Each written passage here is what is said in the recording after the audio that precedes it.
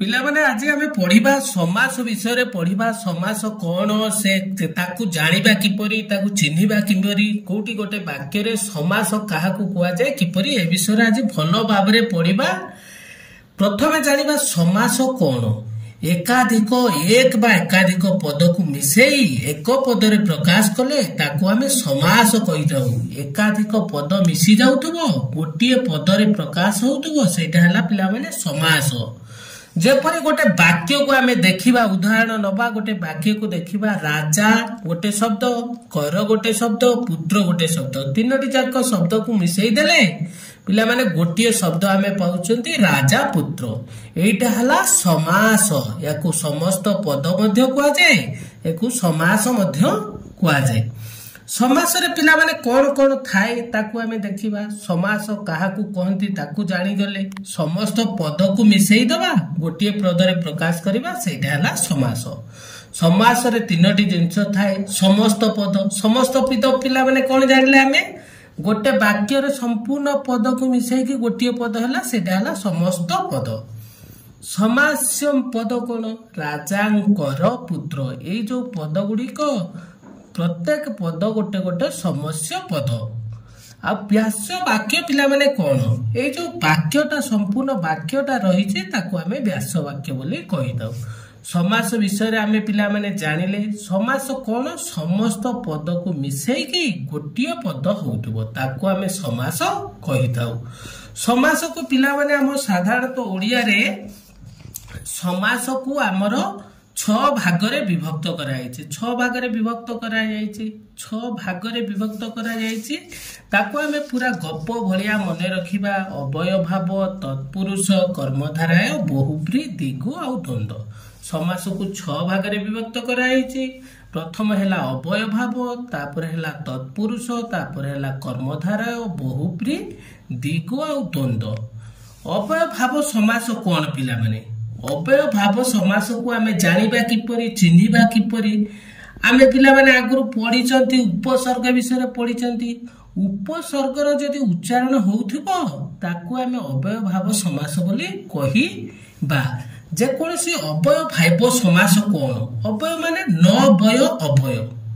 न वय कोन पिला माने जोटी लिंग वचन आ विभक्तिर कोनसी परिवर्तन हबो नै। माने लिंग कौन लिंग आपण पिला माने जानचंती स्त्रीलिंग पुलिंग दीटा लिंग थाए।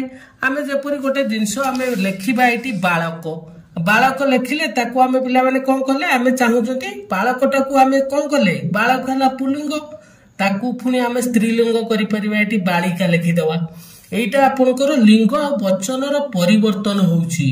आमे कोन एटी सिखिले अवय भाव समास कोन न वय अवय माने लिंग और वचन कौन से परिवर्तन हो आमे से जिनसटा को जानिले जे लिंग और वचन परिवर्तन हो सेटा हला अवय भाव समास। न वय अवय माने से पदटा को उठेई देले वाक्यर किछि परिवर्तन मध्य हबो नै। देखो पिला माने आमे जिपरि लेखिले दिन दिन अछि कोन दिन गोटे शब्द ता पूर्वरु आमे जानिबा के एटा किमिति को समास। दिन पूर्वरु जदि प्रति गोटे उपसर्गर उच्चारण हेइथिबो ताको आमे जानले एटा प्रतिदिन। प्रति गोटे कोन उपसर्ग जेमिति जथा शक्ति जथार उच्चारण हैला ए जथा शब्दटा को पिला माने आमे जदि चाहिबा ताकू उठेई देले ए शक्तिर कोनोसी परिवर्तन होउची कि कोनोसी परिवर्तन होउनी। ए जथा शक्तिटा को आमे कोनोसी लिंग आ कोनोसी वचन रे विभक्त करि परिबे कि लिंग माने पुल्लिंग स्त्रीलिंग भाव समास। प्रथमे आमे पिला माने चिन्हिबा पटी के देखै दिउबा जेउटी उपसर्गर उच्चारण हेतिबो प परा अप निपि सु निर्भूत एटा सब बहुत 20टी उपसर्ग अछि तार उच्चारण हेतिबो सेठी आमे जानिले अवय भाव समास। आमे सेटा पिला माने देखिबा नै कोन आमे प्रत्येक उपसर्ग को मने रखिबा कि ना आमे प्रत्येक शब्द देखिबा। जेपरि दिन एठी अछि दिनर पूर्वरु कोन व्यवहार हेछि प्रतिदिन ए प्रतिटा पिला माने कोन गोटे उपसर्ग ए प्रतिटा को उठेई देले दिनर कोनोसी परिवर्तन होछि कि ना। तेनु एटा जानिले आमे होछि अवय भाव समास। ୟାକୁ ଚାହିଁଲେ ଆମେ ସ୍ତ୍ରୀଲିଙ୍ଗ ପୁଲ୍ଲିଙ୍ଗ କରିପାରିବା ନାହିଁ। ଯେଉଁଠିର ଲିଙ୍ଗ ଆଉ ବଚନର କୌଣସି ପରିବର୍ତ୍ତନ ହବ ନାହିଁ ତାକୁ ଆମେ ଅବୟଭାବ ସମାସ କହିଥାଉ। ଅବୟଭାବ ସମାସ କଣ ପିଲାମାନେ ଜାଣିଲେ? ଏବେ ଜାଣିବା ତତ୍ପୁରୁଷ ସମାସ କଣ। ଅବୟଭାବ ସମାସର ପିଲାମାନେ ଖାଲି ଗୋଟିଏ ଜିନିଷ ମନେ ରଖିଥାନ୍ତୁ, ଯୋଉଠି ନ ବୟ ଅବୟ ଉପସର୍ଗର ବ୍ୟବହାର ହେଇଥିବ ସେଇଟା ହେଲା ଅବୟଭାବ ସମାସ। ତତ୍ପୁରୁଷ ସମାସ କଣ ପିଲାମାନେ? এটা হচ্ছে তৎপুরুষ সমাস কোন হচ্ছে বিভক্তির উচ্চারণ আসুথিব। সমাসটাকে আমি ভাঙ্গি দেবা গোটে বিভক্তির ব্যবহার হইতিব বলিকি আমি বারি পারিবা বা পাই পারিবা। বিভক্তির ব্যবহার বলি জানি পারিবা। গোটে বিভক্তির ব্যবহার হলে তাকু জানিবা আমি তৎপুরুষ সমাস। যেপরি আমি পিলা মানে গোটে উদাহরণ নব তন্ত বুଣା। একু ভাঙ্গি দেলা আমি কোন পিলা মানে পাউচন্তি তন্ত রে। রে হেলা গোটে কোন রে টি কু কু কু রে এসব কোন গোটে গোটে বিভক্তি। যেকୌଣସି ବିଭକ୍ତିର ବନ୍ଧ ଆମେ ପାଇଲେ ତାକୁ ଆମେ କଣ କହିବା ପିଲାମାନେ ତତ୍ପୁରୁଷ ସମାସ।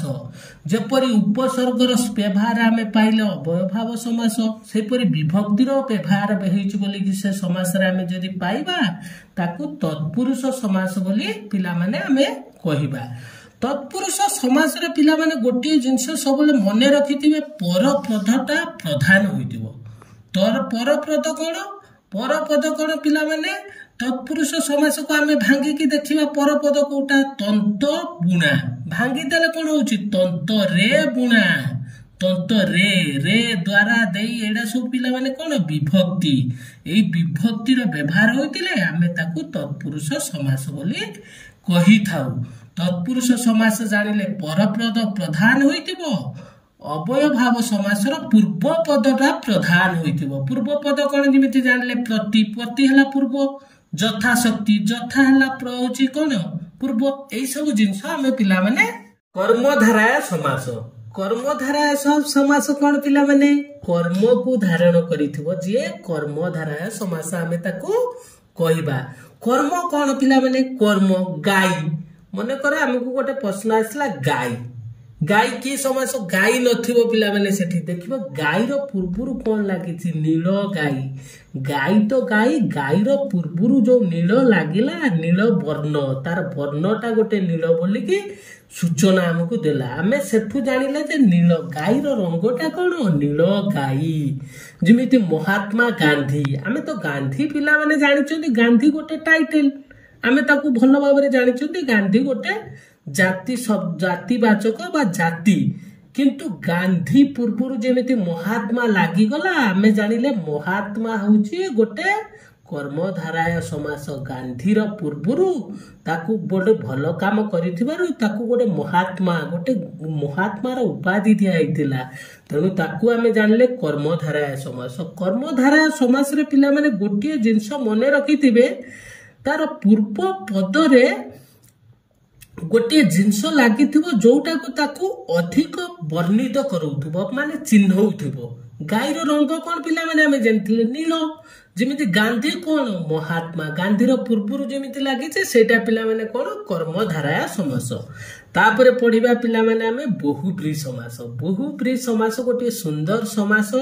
ତାକୁ ମନେ ରଖିବା ପାଇଁ ପିଲାମାନେ ଖାଲି ଗୋଟିଏ ଜିନିଷ ଆପଣ ମାନଙ୍କର ଦରକାର, ସମସ୍ତ ମାନ ପଦର ସଂଯୋଗ କଲେ ସମସ୍ତ ପଦର ଅନେକ ପଦକୁ ବୁଝାଉଥିଲେ ମଧ୍ୟ ତାର ଗୋଟେ ଅଲଗା ବାକ୍ୟ ଆସୁଥିବ।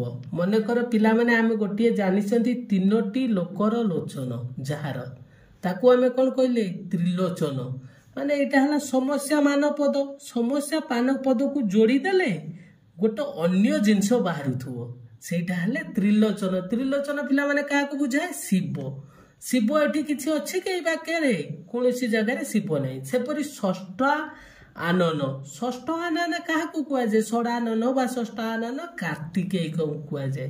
ତେଣୁ ଏ ସମସ୍ୟା ମାନ ପଦକୁ ଯୋଡ଼ିଦେଲେ ଆମେ ଗୋଟେ ପୁରା ଅଲଗା ଜିନିଷ ପାଉଛନ୍ତି, ତାକୁ ହେଲା ଆମର କି ସମାସ? ବହୁବ୍ରୀହି ସମାସ। ତାପରେ ପିଲାମାନେ ଆମେ ପଢିବା ଦ୍ୱିଗୁ ସମାସ କଣ? दिगु समासटा हला दिगु समास गोटे सुंदर समास खाली देखु देखु आपण करदेबे पिला माने दिगु समास हला संख्यार उच्चारण आसुथबो प्रथमे देखिदेबे जोटी संख्यार उच्चारण आसुची ताको आमे कोन कहबा दिगु समास कहबा दिगु समास कोन पिला माने देखंतु दुई छकीर समार दो छकी दो आसिला माने कोन पिला माने जानले दुई दुई दुई रो से परे त्रिफलार समार त्रि तीन आसला माने पिला माने गोटे संख्यार उच्चारण होउतले आमे ताकू जानिले कोन दिगु समास होइतिले पूर्व पदरे संख्यार जोग होइतिबो सब बेला मन रखिबे संख्यार जोग होइतिले सेटा हला दिगु समास लास्ट रे पिला माने आमे द्वंद्व समास पढिबा द्वंद्व समास कोन द्वंद्व समार दुईटी जाक पद मुख्य होइतिबो तथा राम सीता जिमिति दीटा को शब्द को आमे उठाई देले मध्य कोनोसी गोटे शब्दर किछि वैल्यू रहउनथबो दीटा जाक शब्द मुख्य होइथिबो दीटा जाक पद मुख्य होइथिबो ताको आपण माने देखु देखु पिला माने जानिथिबे राम सीता गोटे आसला एटा की समास आपण कहबे राम आ सीता दुईटी जाक मुख्य अछि जेपरि दिन आ राति जेपरि बापा आ मां दीटा जाक पद मुख्य रहउथबो सेटा हला पिला माने द्वंद्व समास आजिर पिला माने आमे टॉपिक पढिले समास विषय रे आउ दिने आमे पढिबा कारक काहु कोंती विभक्त विषय रे सब सीरियल वाइज आमे पढि की चलिबा।